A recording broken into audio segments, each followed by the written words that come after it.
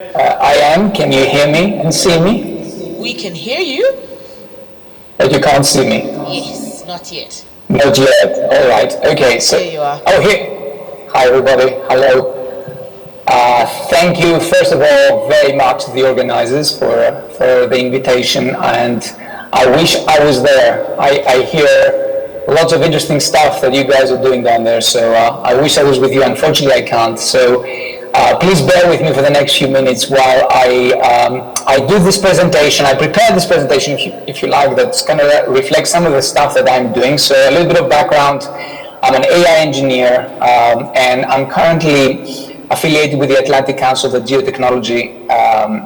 the Geopolitical Technology Center of the Atlantic Council, where I look into what we can do in the digital economy, mostly around data and algorithms, so that we create more trust in the economy, we create more trust in our society. So if you excuse me, I'm just going to zoom out a little bit from the media world, where I understand most of the presentations are, and just speak more broadly about the digital economy. Of course, the media industry is part of the digital economy, so hopefully a few of the things that I'm going to say will resonate with you as well, and I look forward to the questions, of course, at the end.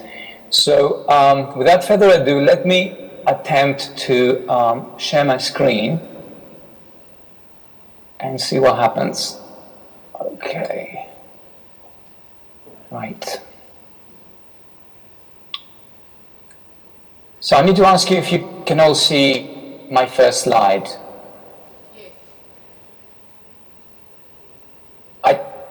I didn't hear any protestation, so I assume this is a yes. Yes, we can. Okay. We can see. Fantastic. Fantastic. Thank you so much. Thank you so much. So. Let me sort of start with a little context of the kinds of problems that myself and others are sort of trying to solve. First of all, I will be referring to the digital economy. The size of the digital economy, it varies. Think of it as around 15% of global GDP, something like 16 trillion dollars, right? But it's increasing, and depends what you consider the digital economy. Is it just the big tech? Is it e-commerce, what is it? So figures vary. But that apart, we clearly see a trend towards more and more industries digitizing through digital transformations. So I would like to suggest that what happens today in the digital economy is what awaits the global economy 10 years from now. We are moving towards that world, if you like. But that world has started some time ago, and I'm talking about the world where economic value is created from so-called intangible assets, non-physical assets, things like, for example, know-how, algorithms, data. And to the left, you will see, how the most valuable companies sort of have evolved from 1975 to 2020. The gray means tangible assets, oil fields, licenses to oil fields, buildings, machines. To what we have today, where the 5 most valuable companies are in fact companies that deal with intangible assets. And what we clearly see in that part of the economy is that we have the emergence of oligopolies, right? So the graph to the right shows several sort of aspects of the digital economy and how specific companies become extremely dominant, like for instance, Uber in ride-hailing, right? Amazon in e-commerce, handsets, Apple, and so on and so forth. So what we've got here, we've got a problem. It is a winner-takes-all digital economy. There's various factors for that, antitrust law being an important aspect of it, although for the purpose of this talk, I will focus squarely on the technologies and how the technologies are used by companies. So it's just one dimension of the big problem, but I think a very important dimension indeed. And the second problem that goes with the first one is that the digital economy creates a lot of inequality, a lot of dislocation, okay? So we all know about inequality, so I'm not just going to go through it in any big deal, but the big question clearly is what's going to happen to the future of work in an economy that is more and more digitized, where algorithms automate tasks. And there's various schools of thought, some are discussing sort of apocalyptic scenario where there's no more work. I happen personally to be somewhere in the middle. I think that there will be work, but there will be very insecure work. Okay, and we can explore that if you like in the Q&A. And the result of all that, the result of inequality, the result of winner takes all, oligopolies, both in the digital economy and elsewhere, is loss of trust in democratic institutions. And of course, the media is part of this. But as I said, I'm trying to zoom out now and talk more broadly about the digital economy, what happens with business models, including in the media, that use personal data, how those personal data are used, how we personalize around the data, who actually wins from all that. So the key idea for the digital economy, the way economic value is produced in the digital economy, is this concept of the digital platform. And a digital platform can be also a digital platform for media, right? So essentially what you got there, you get like sort of this virtuous flywheel, right? You get data from people interacting with your website or with your app, from communities, from the products, from services, and then you use technology to customize something for your customers. Maybe perhaps a recommendation engine to sell them more stuff, or a recommendation engine to push specific content to them, and so on and so forth. And by doing that, more and more people join the site, and that means more data coming in, and this is how the data flywheel works. But what happens with the current model of digital platforms is that those who contribute the data are not really getting anything out of it, except perhaps an interesting service, so they can buy more. But other than that, the economic value that is created from the digital platform, where data is the main resource, that data, all the value from that data goes directly to the owners of the platform, and the data providers don't get anything. And to the right-hand side is a little simple sort of plot that shows how misaligned are the data providers, who are mostly citizens, and the data consumers, who are the data platforms. So the value increases as the number of participants goes up. This is the so-called network effect. But the value per user, and I've used that proxy, a measurement here called the user acquisition cost, how much you need to spend in order to acquire a new customer, drops. And that's good for the platforms, obviously, because that increases their revenue, their operating income. But it's a reflection of how less and less important we become in those digital platforms, both as human beings, but most importantly as consumers and citizens of the digital economy. So, can we change that? Is there hope? Can we create some kind of disruption and revolution to that model? Can we hope for something better? I'd like to think so. And in this graph, I'd like to introduce you to this concept of Web 3.0, sometimes called the smart web. Essentially, what most people mean by Web 3.0 is the internet that essentially shifts power back to the users. Right? Takes the power away from centralized social networks and pushes it back into the hands of the users. And how does it do that? With various ways. Blockchain is an important aspect of Web 3.0, in particular public blockchains, where you can have peer-to-peer transactions and peer-to-peer markets. I'll come back to that. But also includes the Internet of Things, the fact that there will be a lot of computing happening on the edge. So, for example, you will not, data don't need to go away from your handheld device into a central server to be processed by an AI algorithm. All this processing can happen in the edge device, in your smartphone. And that creates new opportunities. Right? And there's a lot of people working in this space trying to sort of think of what would be the future of finance, what would be the future of democracy, what would be the future of media in the Web 3.0 world. So let's try to answer some of those questions in the next few minutes.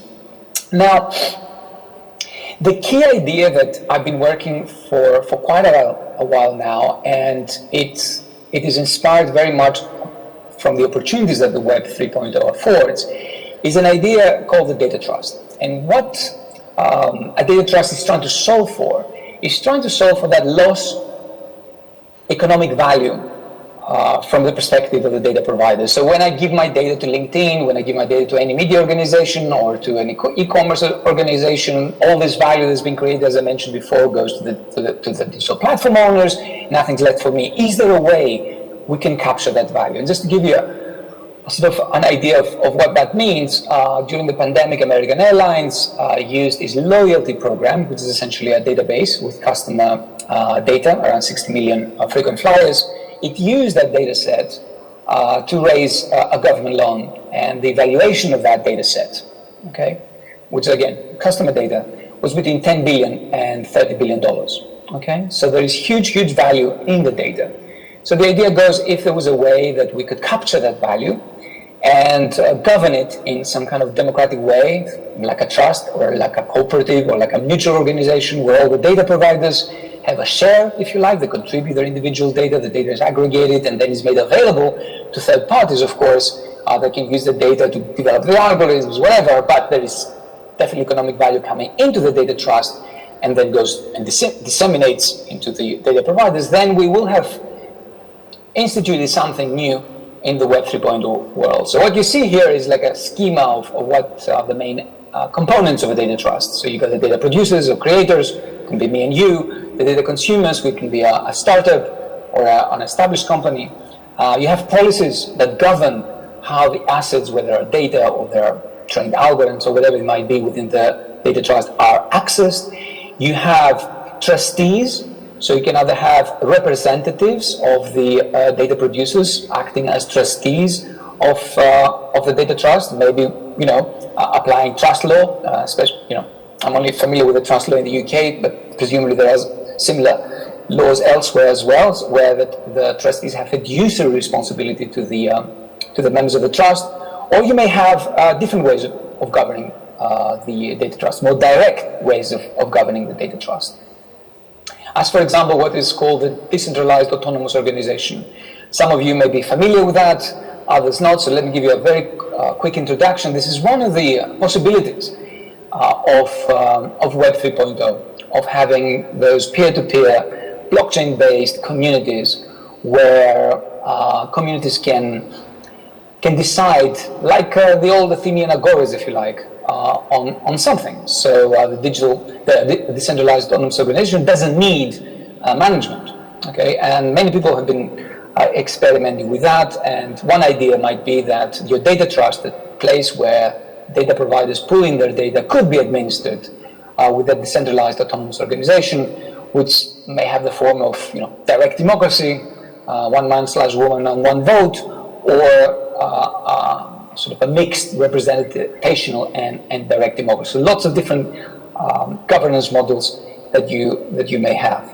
What's also interesting about the DAO is that you can tokenize the transactions within the DAO. So let me unpack what I'm saying. So there are transactions going around, like for example, people having conversations about how they may perhaps stipulate the policies of the data trust, or how they will make available the data, or how the data trust that is governed by the DAO should invest perhaps revenues and profits. All those things are transactions. The great thing about the blockchain, well, one of the great things about the blockchain is that you can tokenize those transactions, i.e. you can associate a certain value to those transactions. That value can translate into monetary value. And in that way, you may create, if you like, economic value out of people discussing and transacting. That creates another positive flywheel, if you like. Why? Because the more people join the DAO, the more people join the data trust, the more data you have, the more transactions, the more valuable the token of the data trust, everybody wins. And that is very important. And I'm trying to capture that in comparing the Web 2.0 platform that I mentioned before to a Web 3.0 platform, which is what I just mentioned. And that platform can have many components. One core component would be, presumably, a data trust that feeds all the algorithms and the services of the platform.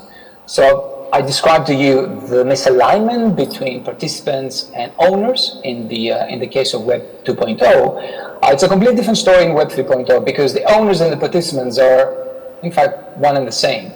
And their interests are completely aligned. So more participants, more value to the owners, just like I mentioned to you before. And I think that is perhaps one of the most significant new things that Web 3.0 can bring into the digital economy, realign the interest of everybody who is participating in the digital economy with the entrepreneurs, with all the other players in the wider digital economy ecosystem.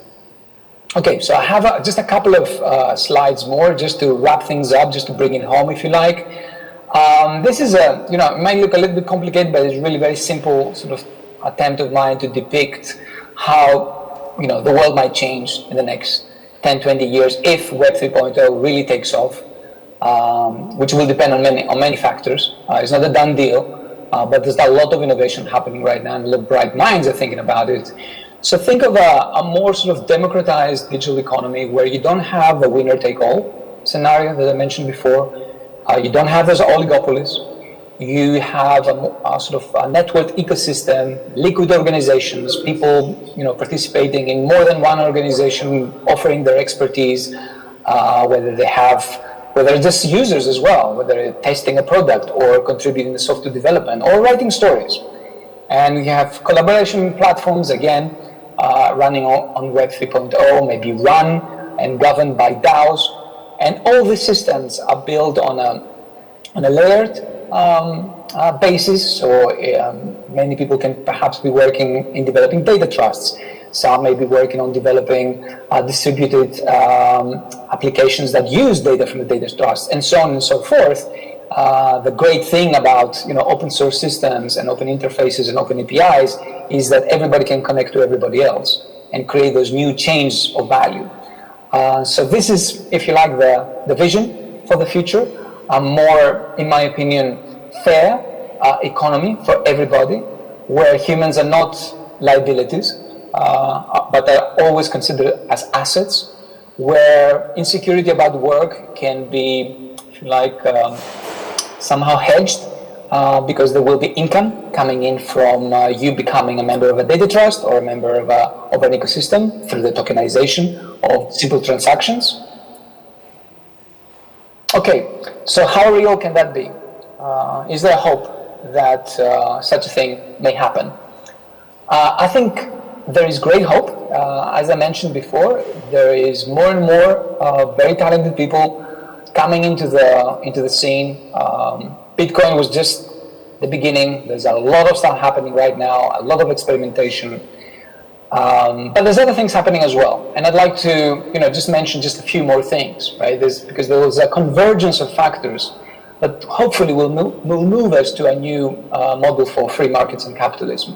One that is more fair and at the same time more innovative. Because one of the big problems we have right now is that we don't have enough innovation. And the reason we don't have enough innovation is that there's oligopolies, there's huge, big incumbent, big techs are just too big, and they don't allow others to use data and don't allow the models to be disrupted. So we clearly, and the COVID pandemic has accelerated this transition, I would like to suggest. We've seen, the companies understand that they have to include more social, environmental, and governance considerations in the governance, in their footprint, how they engage with communities. Government has played an important role in bailing, the whole economy out. So this realization that we need the role of government in a counter-cyclical, perhaps, way, but also in terms of ensuring work and investing in innovation is extremely important, and hopefully that will bring new thinking around fresh policies and the role of government, how the government can actually play a significant role for the transition to this new free market economy. Big dilemma about citizen surveillance. We live that every day. We are aware of that. So how can we do that? How can we solve this privacy versus utility dilemma?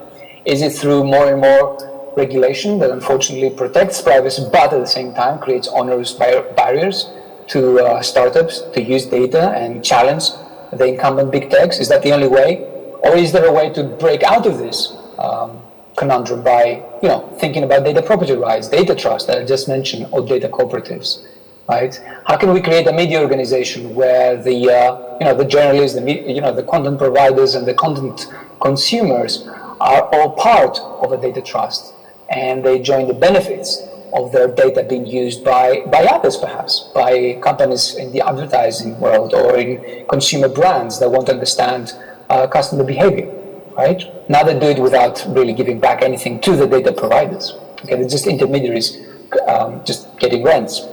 And of course, the idea of work automation, right? How shall we govern artificial intelligence and data? Should it be just solely on reducing cost, or should we try to rethink, more collaborative forms of AI, okay, human augmentation, and how can we rethink also how we tax capital versus work? So I'm not going to, as I said, I promise not to go too much into policy and economics and stay in government.